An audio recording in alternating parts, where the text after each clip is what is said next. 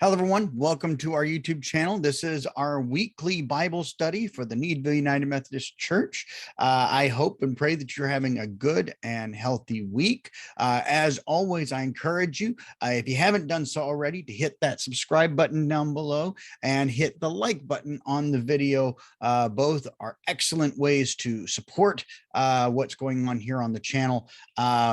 Subscription, of course, allows you to know when new videos, new content is being posted up onto our YouTube channel, so that you're up to date with everything that's going on, whether it be sermons, Bible studies, information, what have you. All that information is always broadcast here on our YouTube channel. So it's a great way for you to make sure that you're always up to date. The like button, of course, helps to bring this message, bring these videos to as many people as possible. Hopefully they get something out of it as well as you grow in your faith through sermons, Bible studies, and the like. And of course, as always, use the comment section below. Ask me questions. Tell me what you'd like to hear about. If there's a specific topic that you'd like to listen to or you'd like me to discuss, please feel free to use the comment section below to let me know those things. Also, let me know what you like, what you don't like, what works, what doesn't. I'm always looking to improve what is going on here on our YouTube channel for content. So please use that comment section. And then the description is our links to our website and to our Facebook page, both of which are great ways to get in contact with either myself or the church office if there's something that you need or questions that you want to ask.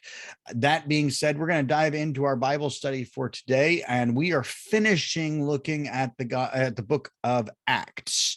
I hope that through the past number of weeks, I have highlighted some things that maybe you didn't know were in there, or forgot because you haven't read it in a while, or highlighted some new understanding of the scriptures as we've gone through it.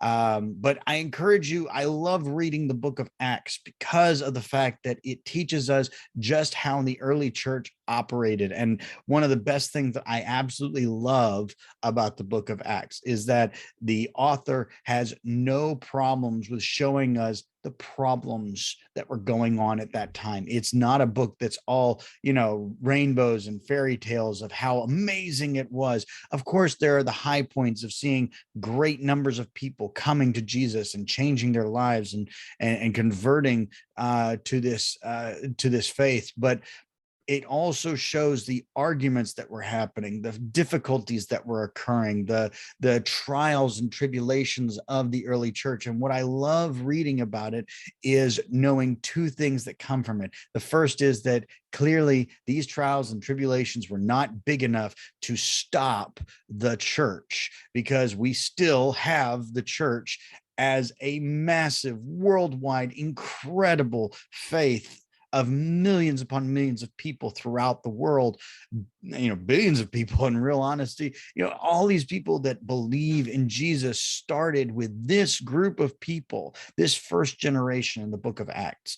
But the second thing is that it gives me hope, because the fact is that the church today, whether we're talking about the denomination, the United Methodist Church, or we're talking about the church in general, we have these same issues, these problems that seem to be so monumental, so earth-shattering, so faith-destroying. And I read the words of Paul, and I read the stories of Peter and the rest of them in the book of Acts, and I realized that when they were going through those problems, they probably thought the same thing. But our God is bigger than all of those problems. Our God is bigger and more powerful than all of those issues. And the church, his bride, his creation will be fulfilled, will continue on, no matter what problems we may be facing today. And so that's why I love reading the book of Acts, because it gives me so much hope for the future. When there are days when I look at the church and go, is there any hope that we're ever going to get out of this? And I realize when I read the book of Acts that the answer is an emphatic 100% yes. The church will continue because God will continue. So today we're going to end our study together, and we're going to be looking in the 26th chapter of Acts. We're at the tail end of the book. Paul has gone around to a bunch of different places. We're getting to a point where, if you know the story of Paul, you know that he finishes his life, his ministry, and his career in Rome under house arrest, as he appeals to the emperor for crimes that have been levied against him by fellow Jews in Jerusalem. And he uses his Roman citizenship to implore the emperor himself in matters of law. And so he goes to Rome in the last parts of his life. He does ministry there. He brings people to him. He sends missionaries out. But once he arrives in Rome, he never leaves again. He is under house arrest there in the city of Rome.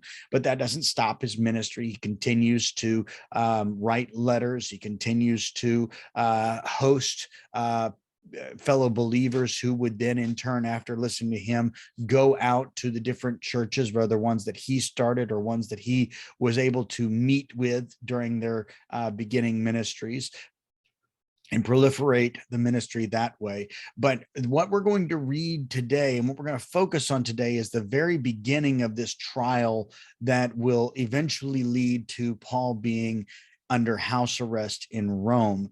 And bottom line is the fact that, we know the story of Paul and how he starts out as a persecutor, right? He starts out as a Pharisee who is in league with the synagogue, in league with the religious elite, desiring the destruction of all people who have gone wayward in the eyes of the Jewish religious elite from the true path of discipleship, of faithfulness, which is being a faithful Jew, and are currently trying to follow the way. That's what they called it at that point. We didn't have the term Christians. We didn't have the term church quite yet, or at least it wasn't, proliferated quite yet through society. They were just known as people of the way, but basically they were believers and followers of Christ. And so in the beginning of Paul's ministry, he is going around from town to town with an edict in his hand that has the ability to not only interrogate, but to imprison, and in some cases even have stoned people who believe in Jesus. And that was his job. And then, of course, we know the story of the road to Damascus.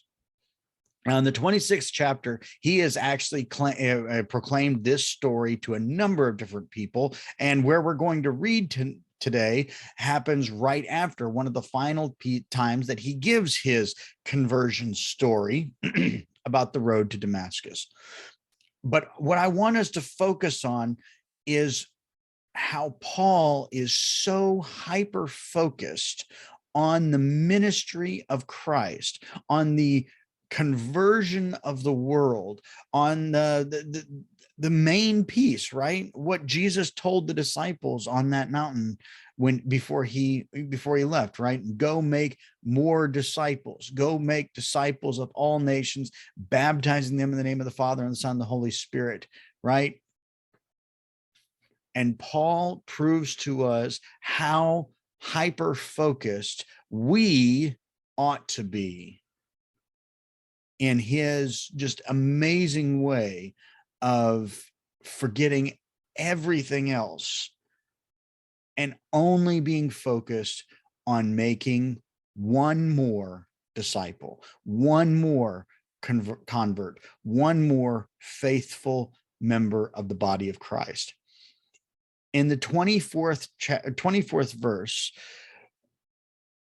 Paul is in front of a body that is looking at the charges that have been brought against him. And the body and the group that he's in front of is a Jewish board. It includes the big name that it includes is the King of the Jews. Now, you can call him King Herod if you'd like. His name was Herod II. But in the scriptures, they tend to refer to him as Agrippa. which kind of makes things a little weird because, of course, there was an emperor by that name who was not very kind. But this is the king of the Jews. He was Jewish at his core. The Romans liked to do this with the countries and the territories they conquered. They would place figureheads in charge. They really had no power, but it gave the citizen, the conquered peoples, the appearance that there was someone like-minded to them, like they were raised the same way, they grew up the same way, they had the same values, the same thought processes, the same faith, all of that stuff, that they had a position, a status that brought them higher, and therefore could be seen as someone who could speak to the powers of the Roman government. So speak to the governors of the area, and even so far as being able to speak to the emperor himself as a person of means and status. So that was why you had the king. But in all fairness, looking back on history, we know that the king really didn't have a lot of power. He was a figurehead. He didn't have anything else other than the fact that he was given a nice palace, a nice salary, and every once in a while he was trotted out in front of the group, in front of the crowds, to say, "Oh yeah, follow the Romans." And it was a way to control the masses. But Paul is in front of King Herod II, or Agrippa, and a number of other people that were part of that court to decide Paul's fate. And while he is in the midst, I mean, these are people, the king and the others that are around, they have the ability to do exactly what they did to Jesus. They had the full ability to bring him before the governor and say, this man deserves to die for committing crimes. And Paul knows full well what these guys are capable of doing. Not only did he witness Jesus's death and how that played out, but history tells us, and the stories tell us, that there is a very good possibility that Paul was in the room of Jesus's trial, because of the fact that he was a Pharisee, and he was an up and coming Pharisee. There is good evidence to support that he was part of the Sanhedrin. He could have been in that room when Jesus was tried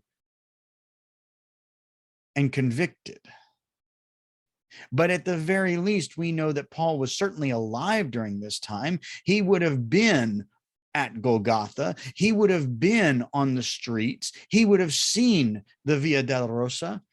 He would have watched Jesus as he was whipped, stripped, and carried and forced to walk the cross to the hill, and was crucified. He would have borne witness to the disciples on Pentecost. This is what we know about Paul. And so Paul knows the power of the people that are in front of him, but this is what he ends up doing. In the 24th verse, it says this, it says, while he was making this defense, and while Paul was making this defense, Festus, one of the members of the group that was in charge of this, kind of, if you will, King Herod's second in command, right? He says, you are out of your mind, Paul. Too much learning is driving you insane. Because what Paul is talking about, what he's saying, makes no sense to them. And in all fairness, what he's doing makes no sense to them. Paul then responds, he says, I am not out of my mind, most excellent Festus. I am speaking the sober truth. Indeed, the king knows, and this is where he's talking to Agrippa, right? The king knows about all of these things, and to him I speak freely, for I am certain that none of these things has escaped his notice, for this was not done in a corner. King Agrippa, and he approaches him face to face. Do you believe the prophets? I know that you believe them. And then Agrippa says to Paul, and this is why you can go read the full chapter, but this phrase right here, this question from the king to Paul, tells us what that defense was, how he was making, and why Festus exclaimed that he was out of his mind and he was insane. Because Agrippa then turns to Paul and says, "Are you so quickly persuading me, King of the Jews, devout in my Jewishness, to become a Christian?" And Paul's response is beautiful. He says, "Whether quickly or not, I pray to God that not only you, but also all who are listening to me today might become such as I am, except for the chains that I wear." Paul is begging for his life. He is on the defense for his livelihood. The men who he is talking to have the ultimate authority to strip him of all rank, to defile him as they defiled Christ, to send him to the governor of the Roman province, to have him executed.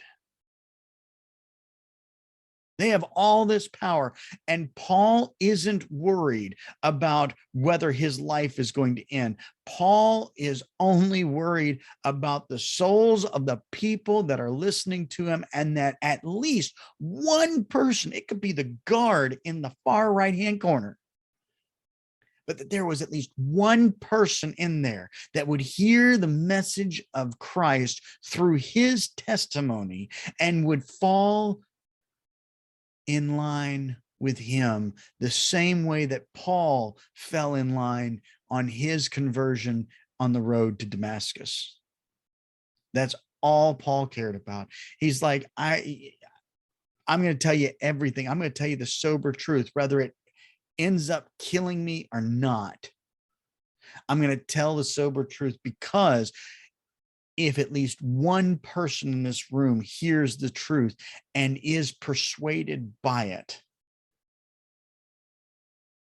then I will have done my job. Now, I love learning about this from Paul, because I look in my own life and I'm like, I've never had to experience that kind of a persecution. I've never had to experience where I had my faith in one hand and my life in the other. And yet I know that there are times in my life where I have chosen